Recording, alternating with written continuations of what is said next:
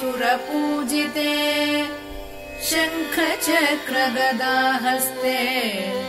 महालक्ष्मी नमोऽस्तुते नमस्ते गरुडारूढे डोलासुरभयङ्करी सर्वपापहरे देवी महालक्ष्मी नमोऽस्तुते सर्वज्ञे सर्ववरदे सर्वदुष्टभयङ्करी सर्वदुःखहरे देवी महालक्ष्मी नमोऽस्तुते सिद्धिबुद्धिप्रदे देवी भुक्तिमुक्तिप्रदायिनी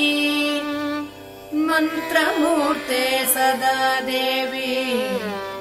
महालक्ष्मी नमोऽस्तुते आद्यन्तरहिते देवी आदिशक्ति महेश्वरी